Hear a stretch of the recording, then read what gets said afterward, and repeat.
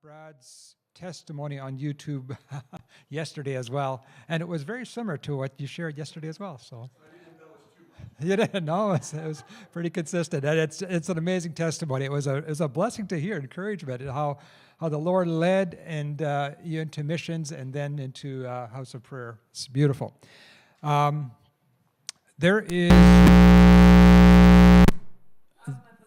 There is water at the back for those that would like. It's available on the table there. And so, Brad, would you want to come up?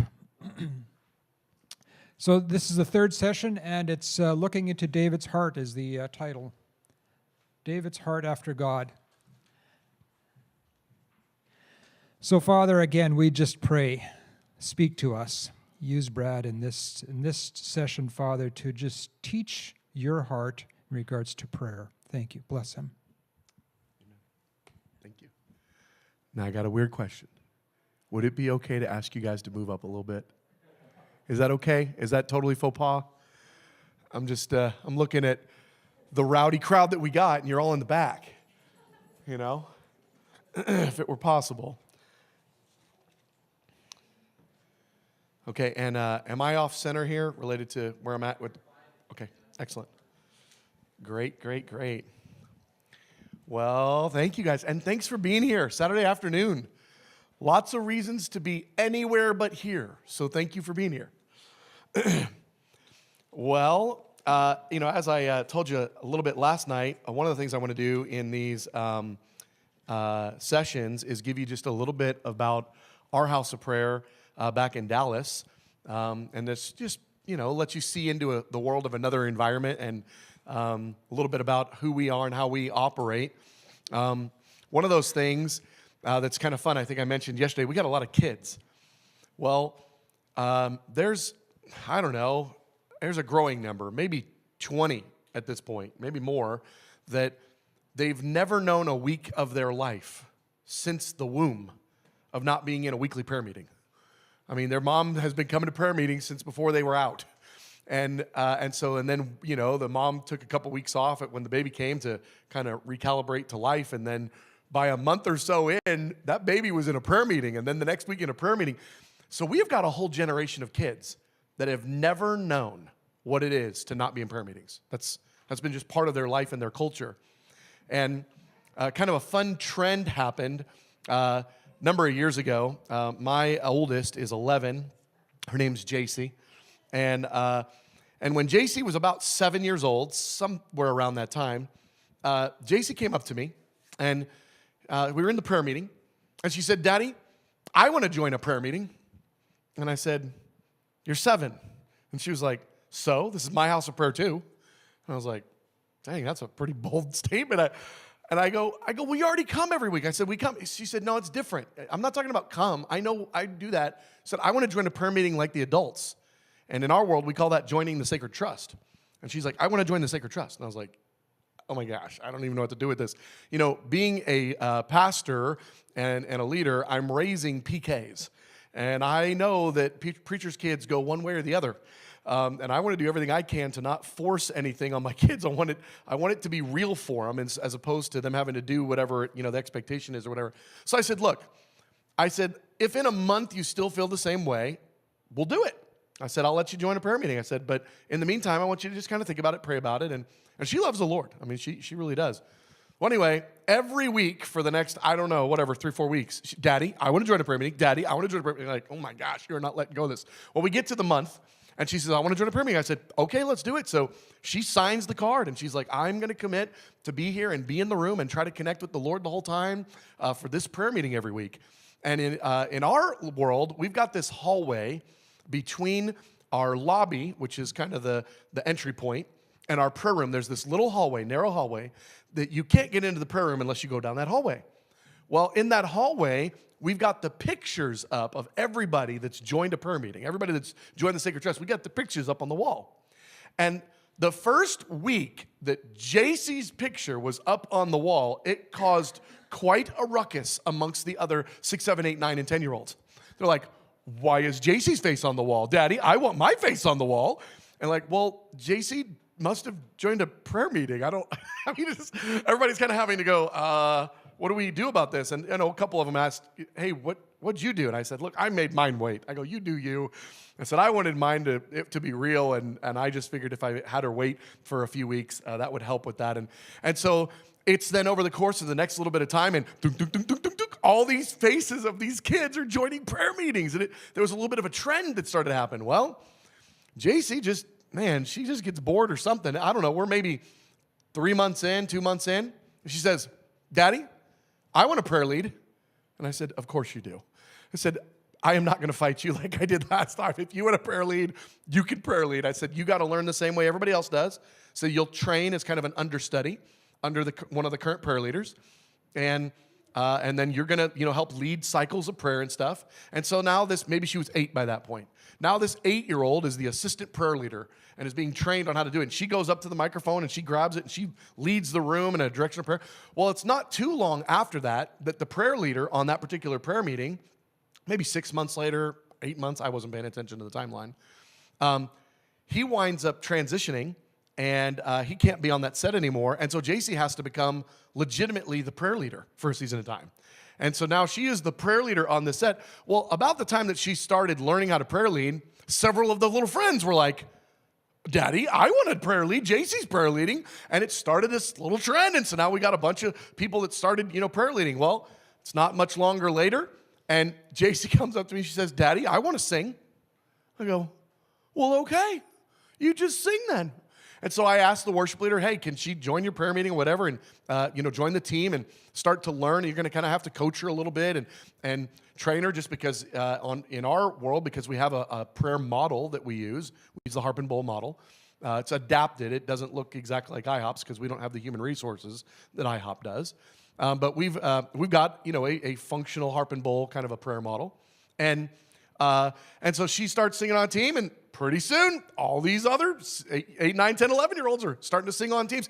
It's been this trend of like a generation of those that have grown up in our house of prayer taking on the vision and the value of the prayer meetings because that's the model that they've seen in their parents and the model in the community. And they weren't forced into it. They were chomping at the bit.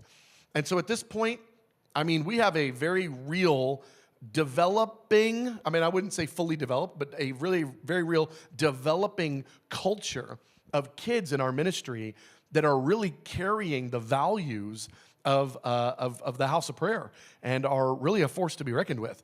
And so, Andy's got 4 girls, and 3 of them are on what we call our JV staff. We have a junior volunteer staff, and a couple of my kids are on that, and a few others as well. And are really taking ownership in the ministry. So just a little picture into our world, because we have found ways to not only have adults have very real and active part, but also kids.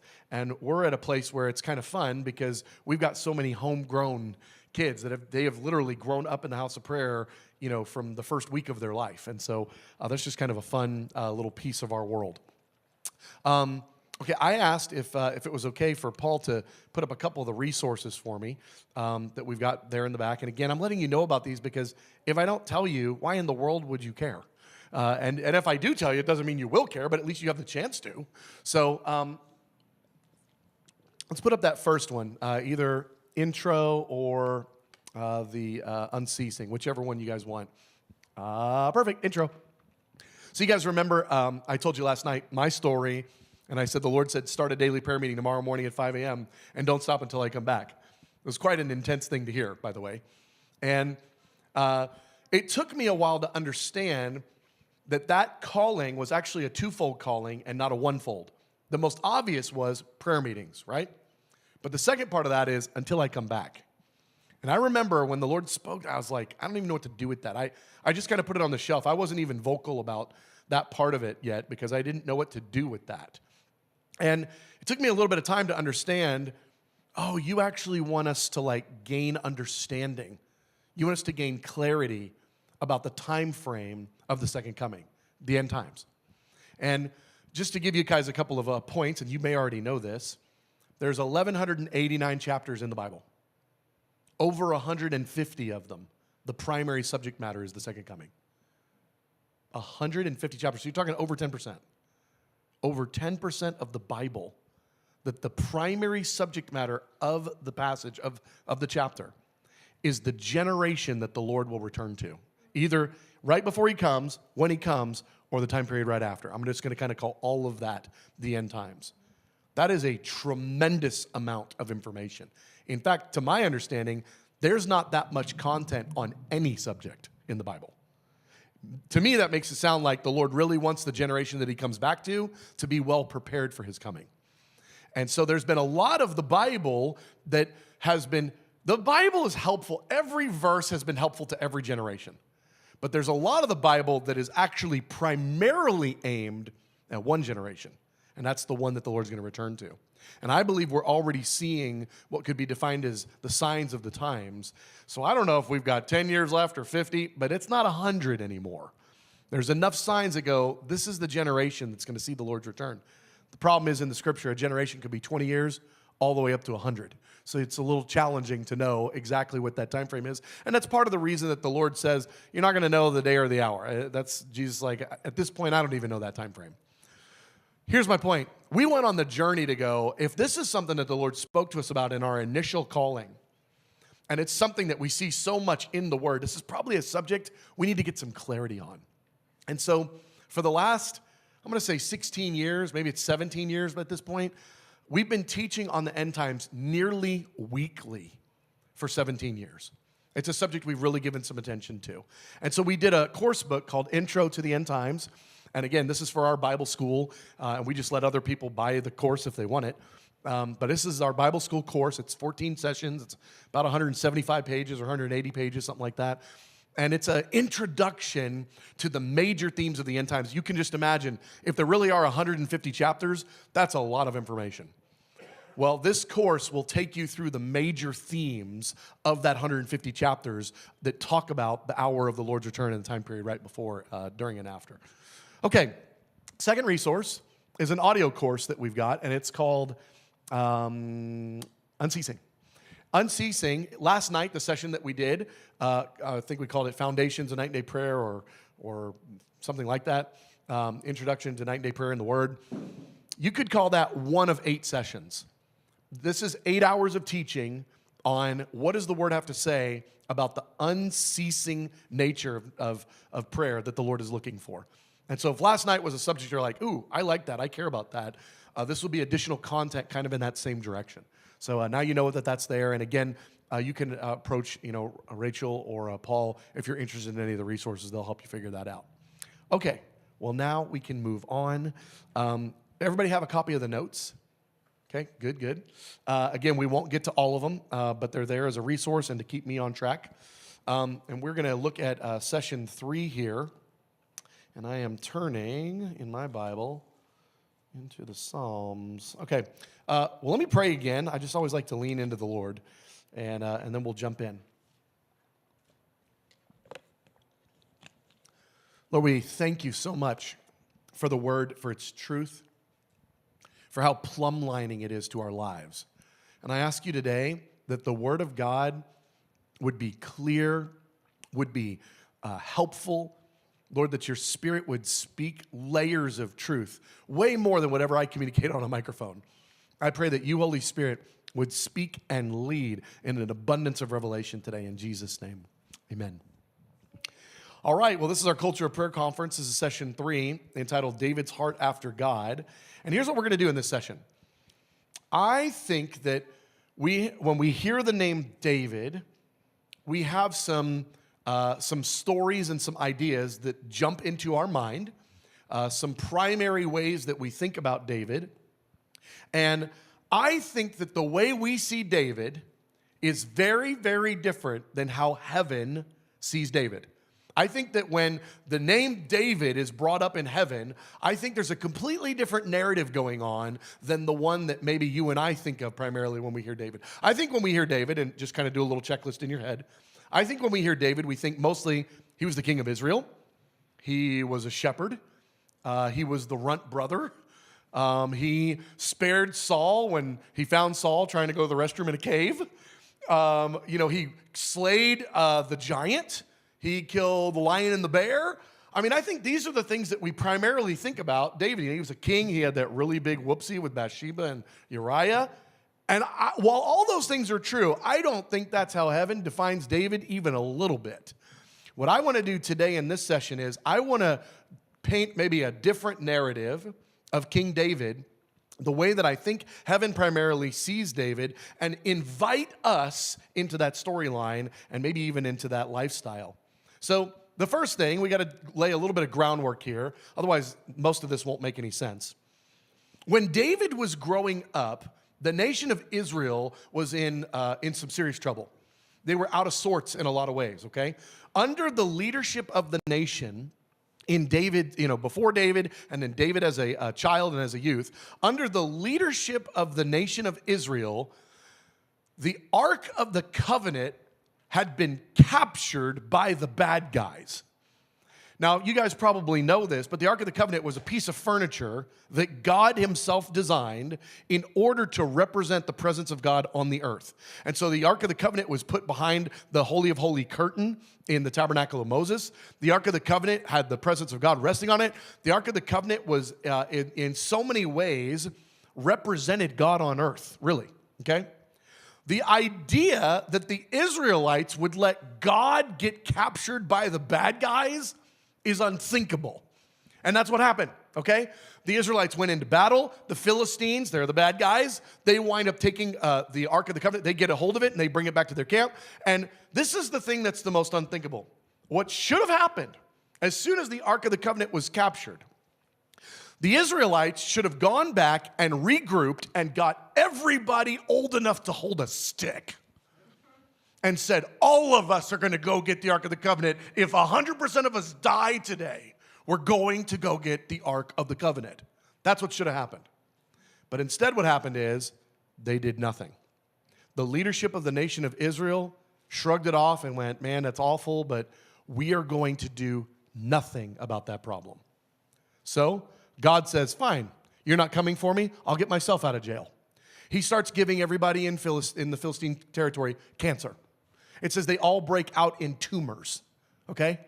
So God's presence in the wrong camp is now giving everybody tumors, and everybody's freaked out. So they very much want to get rid of the Hebrew God. They're like, get rid of this thing because we're all dying of cancer as a result of this. Make it go away. This was a terrible decision. Now, here's what is even more unthinkable to me.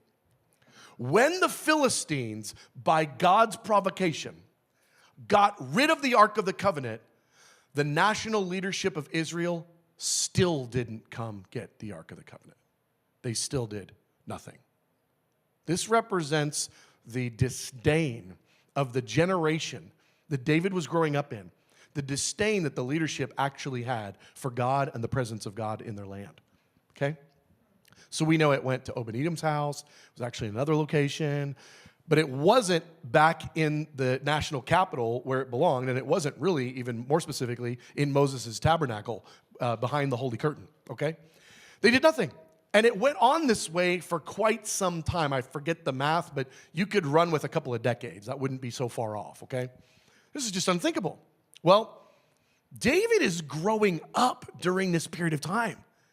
And David is not okay with this. He's hearing about it, and he's like, this is unacceptable.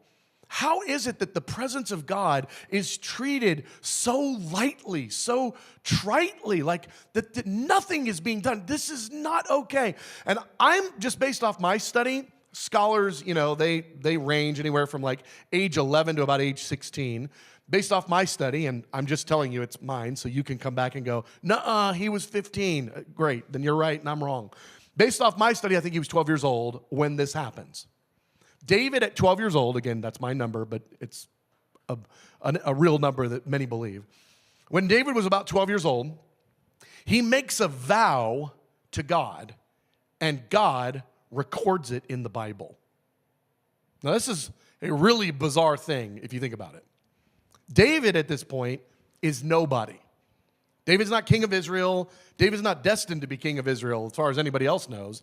David's just some punk kid, okay? He's the runt little brother of the family of Jesse, okay? So he's not even in the pecking order of anybody. He's the least important kid in the whole household, the way that culture viewed things at that time. And David, at 12 years old, makes a vow to God, and God took it seriously enough to make sure it got into the Bible. What 12-year-olds do we take that seriously? A 12-year-old's like, I made a vow to God. And we're like, good job, little guy. And it's not a big deal to us. To the Lord, this was really a big deal. There was something that transacted in David making this commitment to God that changed things. It changed a lot of things, actually, and we'll talk about some of those changes here in a minute. But here's the vow. We'll read it here in just a moment. It's on page 1. The vow is, it's pretty simple, really. Give you a couple pieces of interpretive keys. The Ark of the Covenant, which represents the presence of God, has been in obscurity. First, it was in the Philistine territory. Now it's over here in this place, and it's over here in this place. But it's not where it's supposed to be, and it's not given the attention that it's supposed to be. Because remember, the Ark of the Covenant isn't just some piece of furniture. It represents the presence of God on earth. Okay? David is seeing all this, and as a 12-year-old, he makes a vow. And here's the vow. It's recorded in Psalm 132. Psalm 132, 1 through 5. You can read it with me. Lord, remember David and all his self-denial. He swore an oath to the Lord. He made a vow to the mighty one of Jacob. Here's the vow. I'm a 12-year-old. I will not enter my house or go to my bed. I'll allow no sleep to my eyes or slumber to my eyelids till I find a place for the Lord, a dwelling for the mighty one of Jacob. Sometimes it's a little difficult to know what someone means when they say something until they've actually fully acted upon that thing that they said. And then you can look back with retrospect and go, oh, that's what they meant. Well, I just want to give you this little statement here. We don't really know, at least just from Psalm 132, when David at 12 goes, I won't rest until I find a dwelling for the mighty one of Jacob. We don't really know what a dwelling for the mighty one of Jacob meant to David. What does that mean? Well, let's look at what David did when he finally done everything he was going to do in relationship to this particular vow. What did he do? He went and he got the Ark of the Covenant, and he didn't put it back in Moses' tabernacle. Instead, he created a completely different second priesthood. This is a wild, wild way to approach things that really, it's scandalous, except that he got by with it and God endorsed it, okay? You can't just go making up priesthoods. But David did. He made up a second priesthood. He went and got the Ark of the Covenant and didn't put it where God said it belonged in the tabernacle of Moses. Instead, David made his own tent. He made his own tabernacle. And he put the tabernacle in Jerusalem, and he put the Ark of the Covenant under the tabernacle, but this tabernacle doesn't have a Holy of Holies. This tabernacle's got open flaps on all sides. Instead, he created a new curtain called humans. He put singers and musicians around the Ark of the Covenant in Jerusalem, and they worshiped God in front of the Ark of the Covenant as a complete perimeter curtain around it. They worshiped God 24/7. They worshiped God night and day with singers and musicians. This was David's wild upgrade of how the previous priesthood had treated the Ark of the Covenant. He says, now, you know what we're going to do? We're going to worship God night and day, because we want to see a resting place for the mighty one of Jacob. So what did David mean when he was 12? We maybe didn't really know when he said it. But we look at what did he do when he finally had the power to act on it? What was his final? He established a 24/7 house of prayer with the Ark of the Covenant at the very center. That's what David did. That is a really wild progression of events. I just think about it and go, heaven knew that. And God backed the play and the prayer of a 12-year-old kid and said, ooh, I like that guy. He's of a different sort. His heart beats different than everybody else's. Everybody else is just doing life. This 12-year-old is wholly bothered. He says, this is unacceptable that we're growing up in a generation where the presence of God is being treated this plainly. We have got to make a dwelling place for the mighty one of Jacob. And he says, I, 12-year-old boy, will not rest until that's a reality. That is a crazy statement from a kid. And God's like, oh, he's for real. And in fact, I like him. I like this guy a lot. And I'm going to say some things about this guy that I don't say about anybody else. Now, that's what we're going to look at next. Turn to page 2. David had identified a crisis in his generation. It was a presence crisis. We actually have that same crisis in our generation. We desperately need to see the presence of God in our cities. We desperately need a move of God. I know it has been a great point of prayer and contention in our house of prayer to see God break out in our city and in our nation. I believe that's probably the same here, that you guys want to see that. We need the presence of God to be supreme in our land. We need for there to be a presence reality. And right now there's a bit of a crisis in the land. And David saw this and said, I'm going to make my life about fixing this problem. I will not rest until I've resolved this issue. That's a pretty bold thing for someone to say and feel and be about. Well, as a result, David really caught God's attention. You know, it says that his eyes pan to and fro across the earth looking for one whose heart is fully devoted to him. He sees David and he goes, that guy, that kid, nobody like him. What is going on with that guy? And God wrote some statements about David in the Bible that God doesn't record about anybody else in the whole Bible. It's an important note. We want to take note of that for a second. God is in charge of the Bible. It's not like extra stuff accidentally got in there. And it's not like stuff God wanted in there didn't make it. God is in charge of this, and there are certain phrases and statements made about David that God does not make about anybody else in the Word. Why? What does that mean? What is being communicated about that? Well, let's look at what some of those statements are. First statement, David is called a man after God's own heart. Do you know that statement isn't made about anybody else? Think about that. What a powerful, important, wild statement to be made, that God is speaking about a human, specifically one person. And he says, that guy right there is a man after my own heart. And then God on purpose makes sure to never say it about anybody else. At least not that's recorded in the Bible. And so the only record we have is the Bible. So God wanted to make sure that the rest of humanity forever knew that God felt differently about David than God feels about most people. And the statement is, a man after my own heart. Now, there's some interesting things about that. I think that statement probably means a lot of things. I'm going to give you two primary things that I think it means, okay? Number one, it means a man who is after God, a man who is in pursuit of God's heart. So a man who is pursuing the heart of God. I believe that's a significant part of what's being conveyed. I think another part is a man whose heart is patterned after the way that God's heart is. So a man who is patterned after God, a man who is in pursuit of God's heart, and a man who is patterned after God's heart. And God says this about a dude. You know how old the dude was when God said it? 12. God said it while David was still a youth.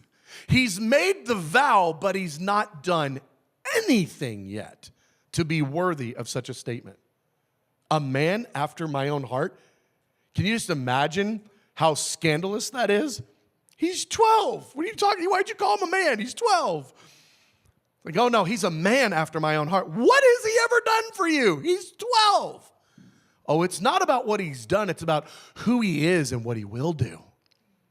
So look at this with me. We're now in 1 Samuel 13:14, top of page 3. This is before David's ever done anything. He's still a runt, okay? In fact, this is the night or the afternoon that Samuel, the prophet Samuel, comes into town. and shows up in this sleepy little town. It has got to be the biggest day in this town's history, okay? This is the main prophet in the land, comes into this little town and is like, hey, I'm here and I'm coming to your house for dinner tonight, Jesse. And Jesse's freaked out of his mind, okay? And this little town is like, why is the prophet Samuel here? And why is he going to Jesse's house for dinner? This is the biggest moment in this town's history. You better believe it's the biggest moment in this family's entire history, okay? They don't even invite David to dinner. David is still out tending the sheep. All the other brothers are lined up, and the prophet Samuel says, I am here to anoint one of your sons to be the next king of Israel. And Jesse's like proud and excited, and he's got 7 brothers. And the prophet goes, the Lord has not chosen this one, the Lord has not chosen this one, the Lord has not chosen this one. He goes down the line, and I just want to go ahead and say the most embarrassing question in the history of humanity is asked of Jesse. This is the most unthinkably embarrassing question you could possibly ever be asked as a parent. Do you have any more sons? Well, yeah, I mean, the runt, he's out tending the sheep. No one sits down until you go get that kid and he's in this room. Okay. You just imagine all the brothers, half of them sitting down, the other one striking him. You get up right now and the guy will strike you down. They wait for David. I mean, it's the most dramatic situation. He's 12. He's the runt. And he comes in, and Samuel sees him, and he says, you're the next king of Israel. And everybody is shocked. Well, look what happens. Look what's said. This is now in that same time frame. This is now Samuel, the same prophet that anoints David. This is Samuel having a conversation with Saul, who was the current king of Israel. And he says, but now your kingdom will not endure. The Lord has sought out a man after his own heart and appointed him ruler of his people because you have not kept the Lord's command. Saul had treated the presence of God so tritely, had not dealt rightly with God, and had not been careful about the presence. And God said, I've looked for a man, and I found one who will replace you, who will deal with my presence the way I want him to, not the way that you've dealt with it. And I just imagine if Saul would have had all the details, he'd have been pretty ticked to find out his replacement is a snotty-nosed 12-year-old kid who is called a man, like you little sissy girl. I mean, he's like, this is a very demeaning moment, actually, when you get all the details together. You've got this mighty King Saul, and he's being usurped by a 12-year-old boy. Oh, my gosh. And David, at this point, has not done anything to merit this title, a man after God's own heart. But God knew what was in his heart. God knew, if I make this kid the next king of Israel, he will deal with my presence the way that I desire for my presence to be dealt with in relationship to my people. I want to be able to dwell among them. I want for them to make for me a resting place for the mighty one of Jacob, that I might dwell with them, inhabit with them, and have deep relationship with them in the place of prayer and worship. I desire that, and I know this 12-year-old, he'll do it if I give him the kingship. Okay, so that's the first time the statement's made. Well, it's made again. It's now made in the book of Acts. And it's now the apostles, as they're dialoguing about different things, they're reflecting back on the life of King David. And it's now after David's done everything. So the first time it's said it's before David's done anything. The next time it's after David has done everything because he's good, long, and dead, right? And by the time we get to the book of Acts, David's been gone for a good long while. And the statement is made again. And here's what's most important. It's not amended. You know, it would be easy to go, well, he was supposed to be a man after my own heart, but really he wasn't because of this, this, and this. Or he was a man mostly after my own heart. The statement is made, and it is not amended. And here's the statement. Acts 13:22. After removing Saul, he made David their king. He testified concerning him, I have found David, son of Jesse, a man after my own heart. He will do everything I want him to do. It's interesting. God speaking about David says David, as a king, will do what I want him to do. What did David do when he became king? He went and got the Ark of the Covenant. He surrounded it with singers and musicians, and he established a 24/7 house of prayer there in Jerusalem. That's what God wanted, and that's what David did. Well, let me read you a few more statements that are made about David, because I think if we can really tap into who David is and how heaven sees David, I think maybe we can get a little bit more life vision for our own lives, honestly. So let's keep going. Part B. For David had done what was right in the eyes of the Lord, and had not failed to keep any of the Lord's commands all the days of his life, except in the case of Uriah the Hittite. Now, we all know the story of Bathsheba, and then he winds up getting Bathsheba's husband, Uriah, killed so he can kind of cover for it. It's horrendous. It's awful. But let me just say this. I don't want something that atrocious on my record. But I wonder if any of us are going to do as good as they fulfilled every command I ever asked of them except one really stupid thing they did.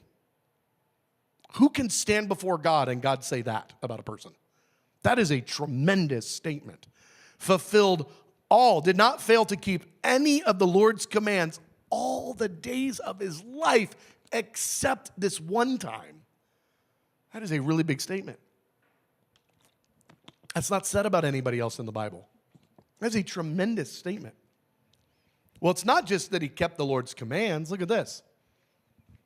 Acts 13:36. For David, after he served the purposes of God in his own generation, fell asleep and was laid among his fathers. Let me tell you what this doesn't say. This doesn't say after David had served the purposes of God for David. It says after David served the purposes that God had for the generation David was living in, then David died. David was permitted to fulfill the purposes of God for his generation. I want to do that. That is as big and epic of a story that could be told about someone. What did David do? He was the king of Israel. There were plenty of kings of Israel. He killed a giant. There were plenty of people that were great warriors. What did David do? What made David so different? He got the Ark of the Covenant. He surrounded it with singers and musicians 24/7, and he established a dwelling place for the mighty one of Jacob, and no one had ever done that before. God looked at David and he says, this guy is different, and he's going to change the generation that he lives in, and he's going to set a new trajectory for the entire nation of Israel if they're willing. Oh my gosh. What does it take to get the statement said about a person from God's perspective? They served the purposes of God for their generation. I want that said about me. I want to do what God is doing. I want to get very much into whatever that is and be about that. Okay, well, look what happens. This is now hundreds of years later. Really, this is a strange thing in the Bible without this perspective and this context that we're looking at. This is now the prophet Isaiah. Isaiah lives hundreds of years after David's dead. We all tracking with that point? Okay? Isaiah is the main prophet of Israel during his day. So the main prophet, and it is a long book. Isaiah has got 65 chapters, 66 chapters. There's a lot of chapters in Isaiah, all right? Isaiah is the main prophet of his day, and he is widely known, and he's hundreds of years after David. Look what God used Isaiah to speak about David. This is really unthinkable. He says this, give ear, come to me, hear me that your soul may live. I mean, this is kind of dramatic. I mean, this is the prophet Isaiah, and he's not just giving a small introduction. He says, give ear, come to me, hear me, so that your soul might live. What are you about to say, dude? That is, where do you get off saying all that as your little intro? What are you about to communicate that could be so dramatic? He says, oh, let me tell you, hundreds of years after David, I'll make an everlasting covenant with you, my faithful love promised to David. See, I have made him a witness to the peoples, a leader and a commander of the peoples. A witness? Wait a minute. I understand a leader and a commander. I knew that. How did you make David and David's life a witness to the generations, to the peoples? Because remember, we're hundreds of years later by the time that Isaiah is writing this. So when Isaiah says this, he's not just talking about, I made David a witness in David's day. It's now hundreds of years later, and God is trumpeting, I made David a witness for the generations. And here we have it now, written in our Bible still, thousands of years later, and it's still being said, I've made David a witness. What is so different about David?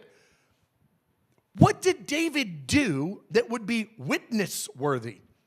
What was David about that it should cause us hundreds of years later, thousands of years later in this context, should cause us to pay attention? What made him a witness? God said, when I made him the king of Israel, really even before that, when he made a vow to me when he was 12, he made good on that vow.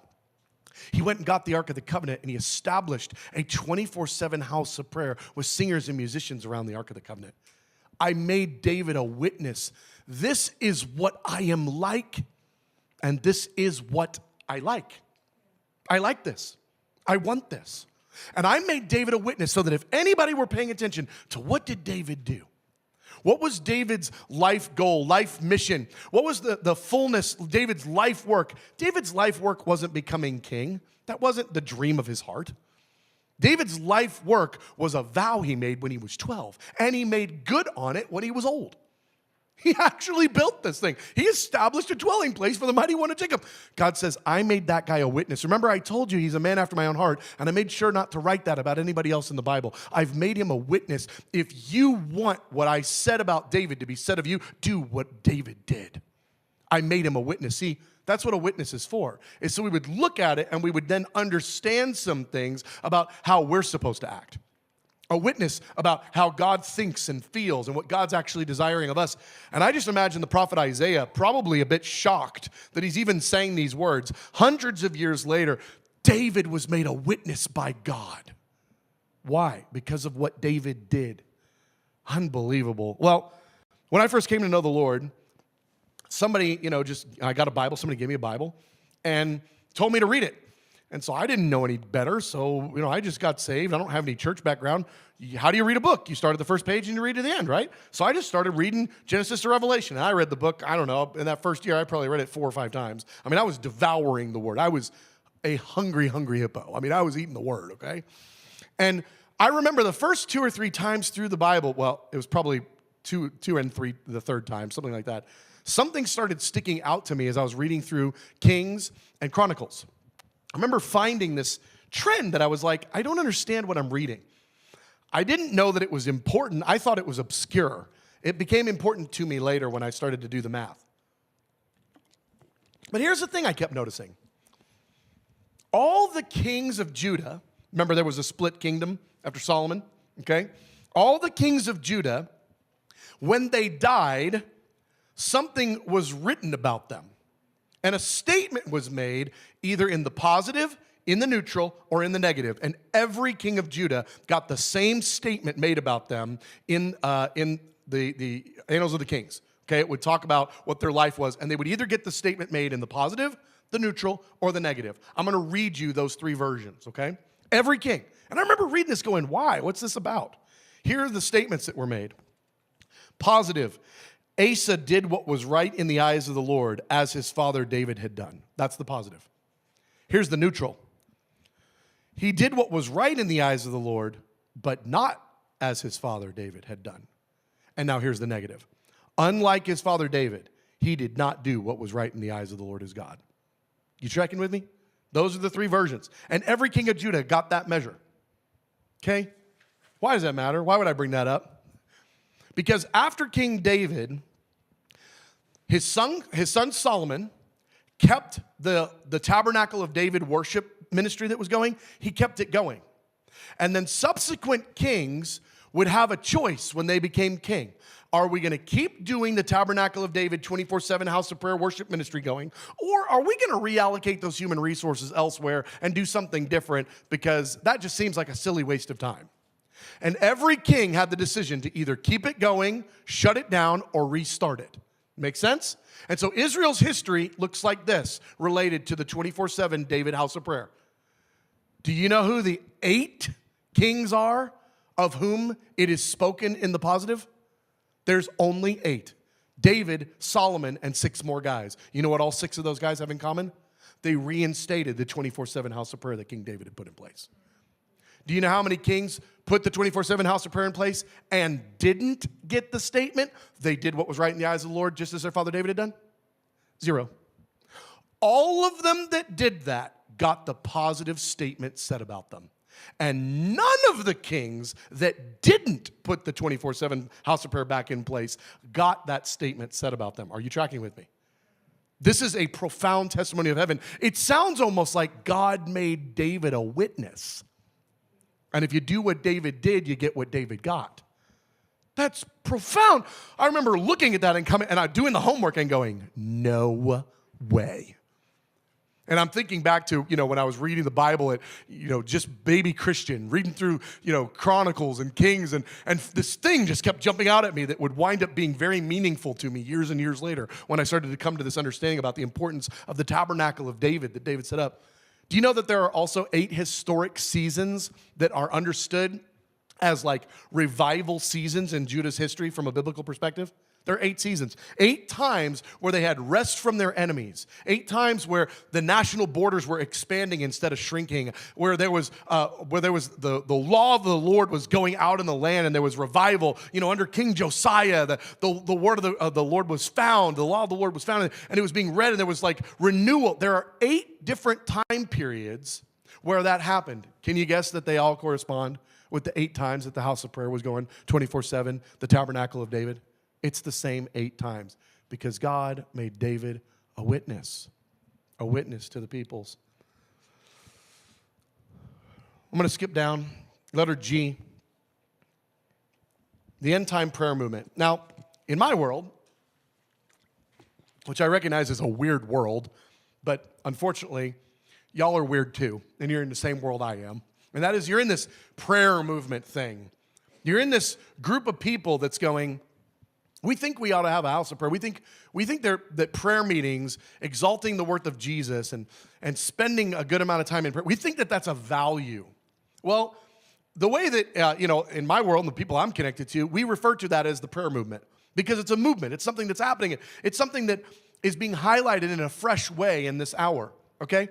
Well, I like that term, prayer movement, because I think it's helpful, but it's not a biblical term. It's not in the Bible. There is a biblical term for what's happening. There is a term that the Bible uses, that God uses to define what is occurring right now. And remember, tonight we're going to do a session, and one of the session that we're going to do is we're going to be talking about the global prayer movement that's happening across the earth right now. And I just promise you, there are some wild, encouraging things that are going on, okay? We're going to talk about that, and it is a real thing that is happening, a trend that is occurring now that is new to the earth in the last 20-something years. It is brand new, and it is a profound sign and a wonder in this hour that doesn't have near as much historical representation. Some, but not the traction we're seeing right now.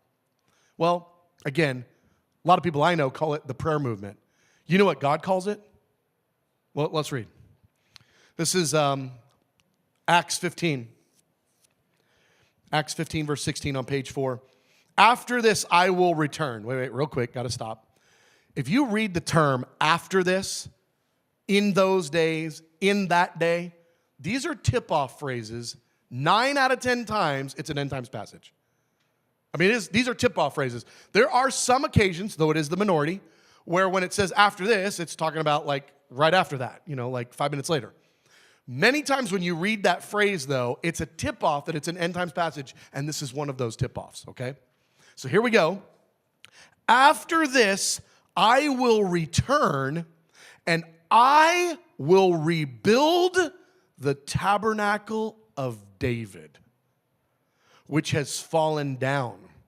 I will rebuild its ruins. I will set it up so that the rest of mankind may seek the Lord, even all the Gentiles who are called by my name, says the Lord who does all these things. Now, wait a minute. We call it the prayer movement. God calls it the restoration of my buddy David's tent thing. I am going to restore David's tent thing. The worship ministry that he established back when he was king, I am going to come and I'm going to restore it. How is he going to restore it? He's going to restore it all over the earth, because it says he's going to serve two different groups. He's going to restore it for the remnant, and he's going to restore it for all the Gentiles that are called by my name. So when God thinks about the end time prayer movement, God calls it the restoration of the tabernacle of David. That is a really wild term. That God would be talking about the end of the age. Because remember, we're reading out of Acts. So this is still a future reality, at least from the point of Acts, where God is going to restore the tabernacle of David all over, wherever there are Gentiles that love God. That hasn't happened yet, but we're starting to see it happen. It's a movement in the earth. And so God names the global end time prayer movement after David. Can you just imagine how embarrassed David is in heaven?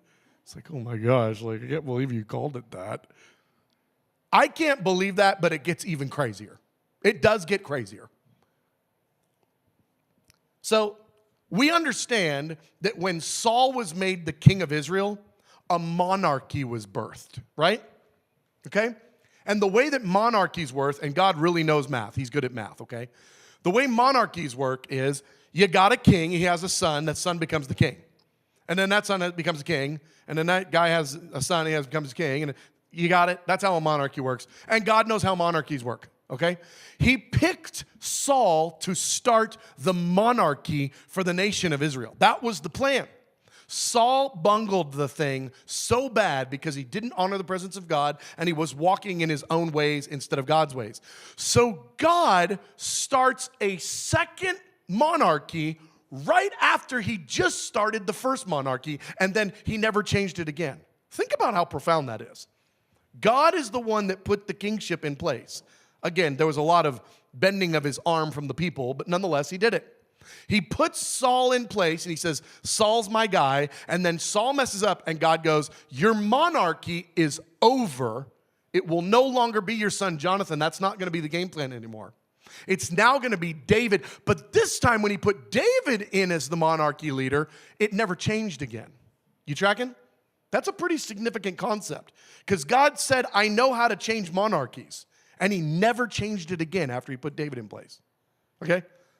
Now here we have this. David grows up. He becomes the king. He sets up the 24/7 house of prayer. He's made a witness. All the kings after him are measured against King David. Pretty big statements. And then there's this one. This is the genealogy of Jesus, the Messiah, the son of David. God names his son after David. He's not called the son of anybody else forever. He's called the son of David because God made David a witness to all the generations. This is what I'm like, and this is what I like. I like this whole 24/7 prayer thing that David put in place. In fact, it's so wild and so important to me. I'm going to name my son after a human. Jesus, the son of David. I just imagine the scene in heaven. And forever, it's going to go like this. The angels and the saints worshiping Jesus. Jesus, son of that guy, and points to David, and David's just over there kind of kicking his shoes. All of heaven is going to recognize that man who God has made a witness to humanity forever. Jesus is called the son of David. Why David? Because he was a king? Because he killed a giant? Because he made a vow when he was 12. And he made good on that vow. And he established a 24/7 house of prayer with the Ark of the Covenant at the center and singers and musicians surrounding it. It's really, really profound. I just look at that and go, you are not like we think you are, and you see David very differently than the Sunday school stories we were told.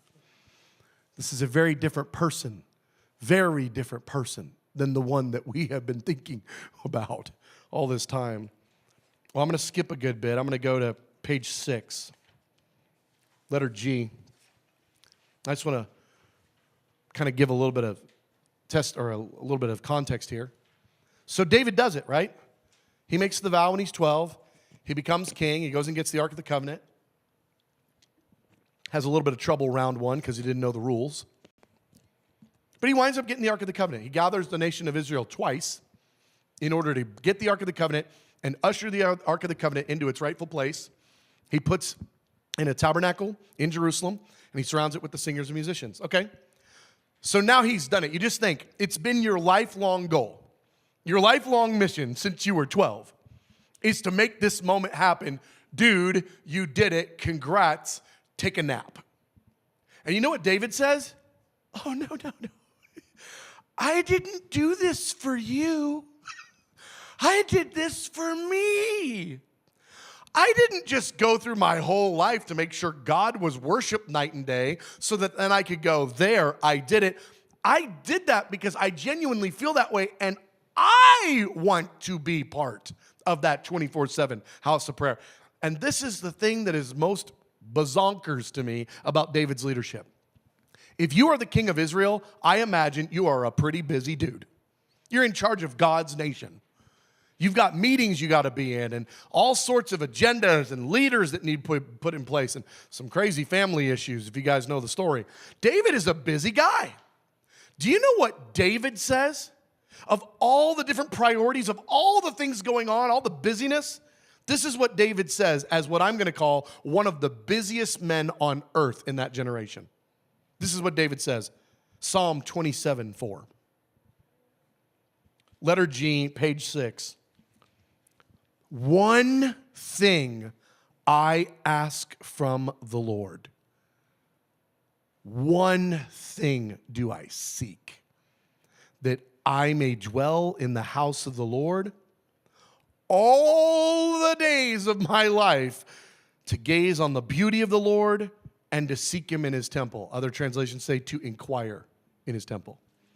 Now I want to break this down for a second because I think this is really an important detail for us who are busy. I just propose we're probably not busier than King David in his day.